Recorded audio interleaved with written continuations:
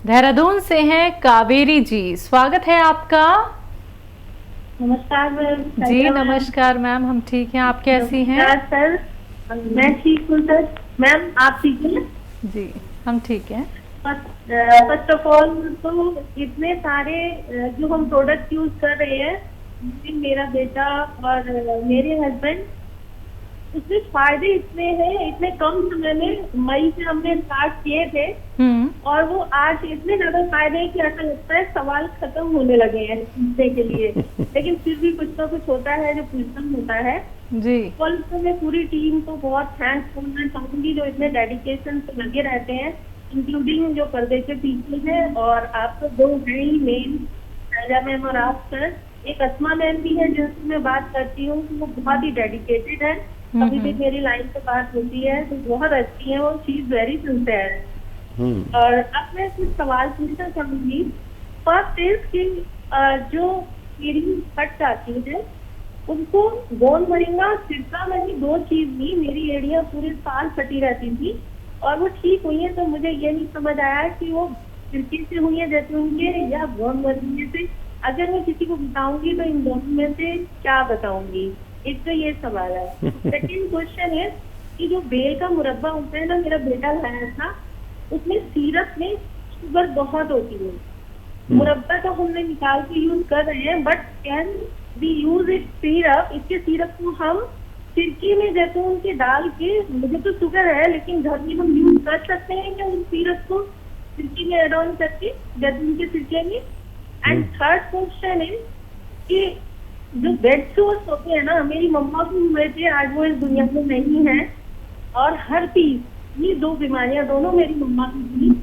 Bed सोर और herpes में छाले छाले हो जाती है। अगर टाइम हो कि इन दोनों के बारे में मैं जानना चाहूंगी, क्या यूनानी में कोई ट्रीटमेंट है? बेड सोर्स जो हो जाते हैं जी जी। उनको काफी टाइम देखना पड़ा। और हर्पीस पता नहीं, मुझे नाम नहीं लेना आ रहा ठीक से, क्या नाम है? नासूर कहते, नासूर कहते हैं। हाँ नासूर सर, वो हर्पीस भी एक दूसरी हर्पीस भी, हाँ थी। वो भी, हाँ एलर्जिकल है वो भी तकरीबन ऐसी बीमारी, लेकिन उसमें जलन और बहुत तकलीफ होती है। हर्पीस कहते हैं उसे। बीच में हो गए थे छाले और वो गर्मी गर्मी कोई दवा लगाया करवाती थी। तो इसका कोई यूनानी ट्रीटमेंट है क्या? बस ये मेरे सवाल है। बाकी मैं बहुत बहुत इम्प्रेस हूँ। खाना चैनल देखती ही नहीं थी कभी, लेकिन इस प्रोग्राम की वजह से सबसे ज्यादा देखने में आता है। एंड मेरी शुभकामनाएं हैं पूरी टीम को, और ये शो ऐसे ही चलता रहे, ऐसे ही प्रोग्राम ऊंचाइयां चलता रहे और लंबे समय तक चले, बस यही मेरी कामना है। Thank you. थैंक यू, बहुत अच्छे सवालात और लोगों तक मालूमात भी पहुँचे। ऐसे सवाल आए तो लिख लेना चाहिए आपकी तरह, और फिर वक्त आने पर करना चाहिए। कहाँ से शुरू करूँ? एड़ियाँ फटना, सिरका जैतून का अच्छा है या गोंद मोरिंगा? कहाँ से जिक्र करें और कहाँ तमाम करें? तुम्हारी बात को हम किस तरह से आम करें? एड़ियों के लिए दो ही चीज़ें ज़रूरी होती है। एक तो प्रोटीन मिल जाए जो गोंद मोरिंगा सफ़ेद में है, ताकि वो उन दरारों को भर सके। और एक ये कि उन पर तेल लगाया जाए, एक ये कि उनको गर्म पानी में डाल के उनको रब किया जाए रोज़ाना, गर्म पानी में, नमक के पानी में और या सोडे के पानी में डाल के रोज़ाना उनको रब किया जाए, हल्के हल्के, उनको नरमी मिले। और जब ये पैर गर्म पानी से निकले तो उस पर तेल लगाकर कुछ मोज़े या जुर्राब पहन लेनी चाहिए और गोंद मोरिंगा खाना चाहिए। आपको इसी से फ़ायदा मुमकिन हुआ है। और बेल का मुरब्बा जैतून के सिरके में डालकर इस्तेमाल किया जा सकता है?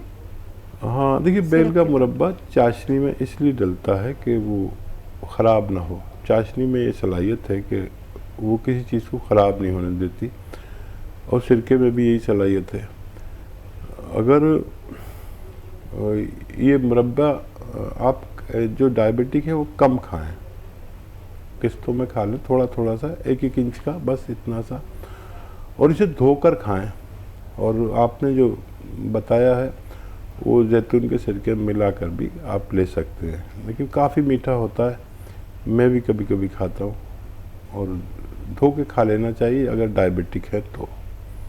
तीसरा सवाल इन्होंने छाले, हर्पीस, इसके बारे में जिक्र है। हाँ जी। देखिए, ज़ख़म, वो ज़ख़म जो कभी ठीक नहीं होते उन्हें नासूर कहते हैं, और ये हर्पीस भी एक ऐसी बीमारी जिसके सैकड़ों नाम हैं,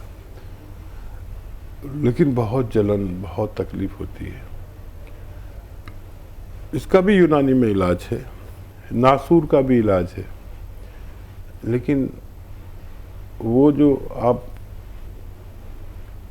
दवाएं लेते हैं, उस पर लगाने की दवाएं, वो सब करते रहें, बैंडेज करें, सब कुछ करें, और ज़ख़म हो, एलर्जी हो, और छाले हों, छाले भी होते हैं किसी को, और बहुत सारे ज़ख़्मों को जो ठीक नहीं होते, उसके लिए ये गोंद चिलगोज़ा बेहतर है। लेकिन इसके साथ मजबूरी यह है कि तेज़ बहुत होता है, एक चुटकी ही दे सकते हैं पूरे 24 घंटे में। ये बहुत तरह के काम करता है।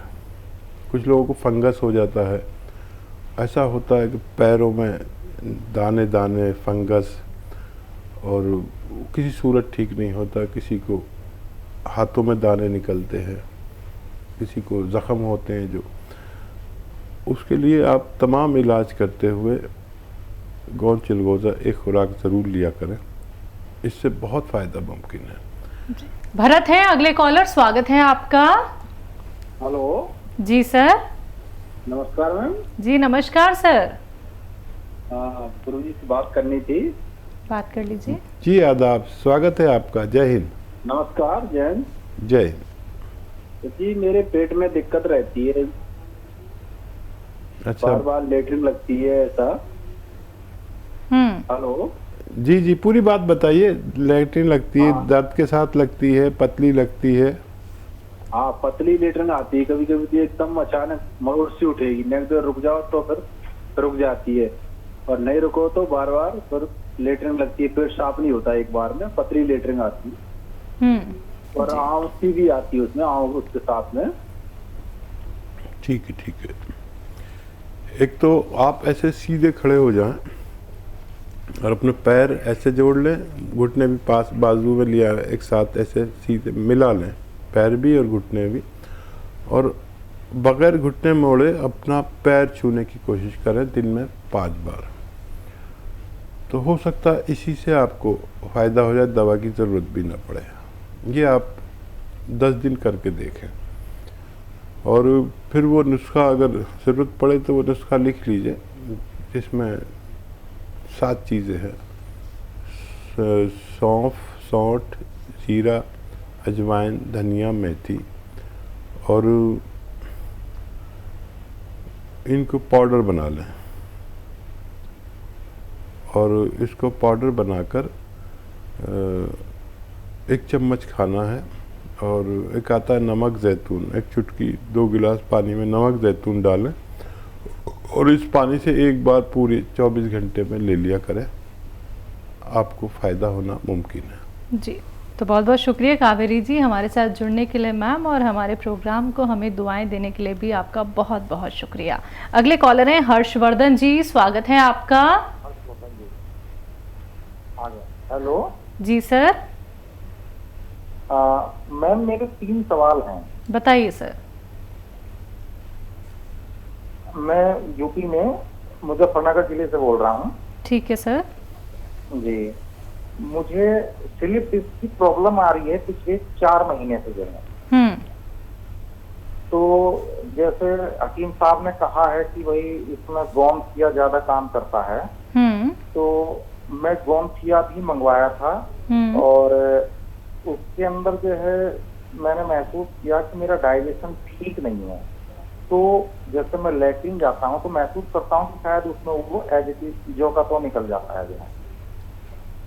जी, ठीक तो है। उसके बाद फिर मैंने छोटी हरड़ जो है एक नुस्खा बताया था हकीम साहब ने, उसको मिक्स करके उसमें मिला करके, और क्योंकि ये चिपकता ज्यादा है, लिया नहीं जाता आसानी से जो है, तो जो मतलब स्टोर से ये कैप्सूल आते हैं खाली, उसमें भर करके मैंने इसको लिया। तो मैं जानना चाह रहा हूँ कि तो ये तरीका ठीक है या नहीं है, कैप्सूल वाला जो है। कितने दिन से ले रहे हैं आप? ये हकीम साहब मैं काफी दिन से ले रहा हूँ, लेकिन मेरे साथ दिक्कत ये है कि मैं इसको एक ही टाइम ले पा रहा हूँ, रात के टाइम जो है। क्यों ऐसा, और क्या क्या फर्क पड़ा है कुछ? हाँ, फर्क तो महसूस किया है, और थोड़ी सी मैं ये भी कंफ्यूज हूँ कि जैसे डिस्क बाहर निकली जाती है और उससे हमारी नस दबी हुई है, तो ये काम कैसे करता है? मैं इसके बारे में बहुत बार जानना चाह रहा हूँ, आपसे जिज्ञासा है कि ये काम कैसे करता है, मतलब उसको डिस्क को अंदर करता है या फिर जो नस है उसके अंदर फ्लो ब्लड का सही करता है? ठीक है, ठीक है, ठीक है, बहुत अच्छा किया। अक्सर लोग के दिमाग में ये सवाल आता है। और देखिए, डिस्क जो है हमारी इस तरह की है, ये देख रहे हैं, डिस्क ऐसे मन के है, और ये बहुत फ्लेक्सिबिलिटी करते हैं, मतलब जैसे हम यूँ झुके तो पूरी मुड़ जाएगी, वज़न उठाया तो आप बोझ ले लेगी। ये कुदरत की एक अजीब तख्लीक है, ऐसा बनना बड़ा मुश्किल है।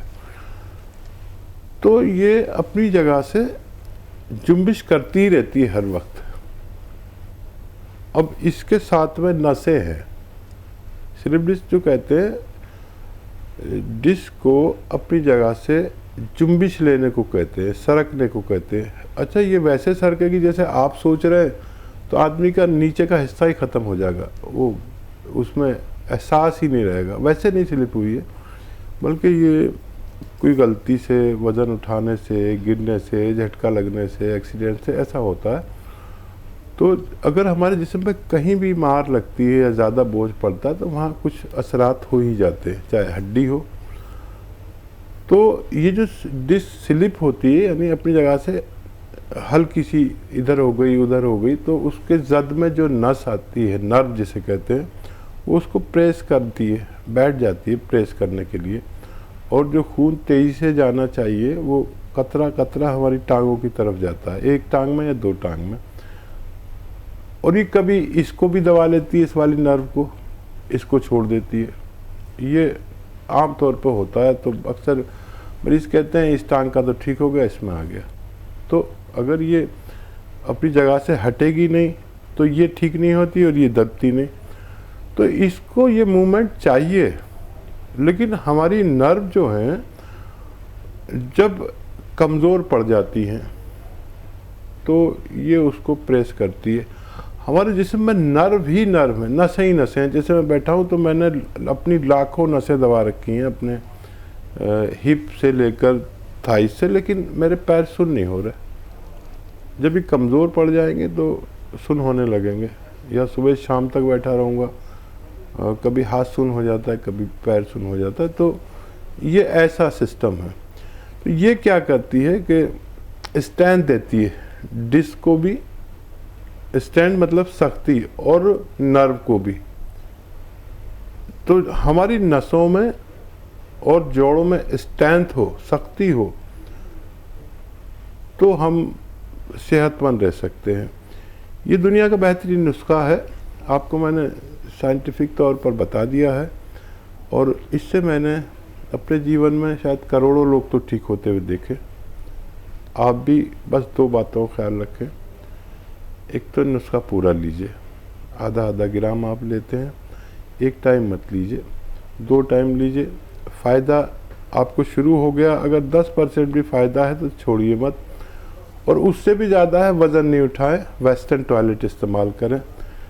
देखो यूपी वालों, ये मेरे तजर्बे का नुस्खा है, और इससे पूरी दुनिया में धूम मची हुई है। अगर असली मिल जाता है तो फ़ायदा मुमकिन होता है। कोई 1-2 आदमी जिसको भगवान ना चाहे, या किसी ने गरीब आदमी का दिल दुखाया हो, भगवान को नाराज़ किया हो, गरीब आदमी को नाराज़ किया हो, माँ बाप की बद्दुआ ली हो, उसका तो मैं नहीं कह सकता, लेकिन बाकी लोगों को फ़ायदा मुमकिन है जी।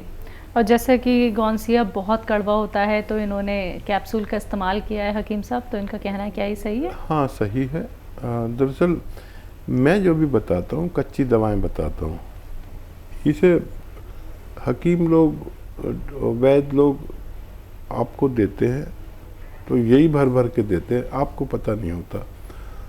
तो मैं चाहता हूँ आप भी वैद्य बन जाएं, आपको भी ये सब आ जाए। आप समझदार इंसान हैं और फ़ायदा है तो छोड़िए नहीं। और मैं दुआ भी करूँगा कि आपको फ़ायदा हो जाए। जी।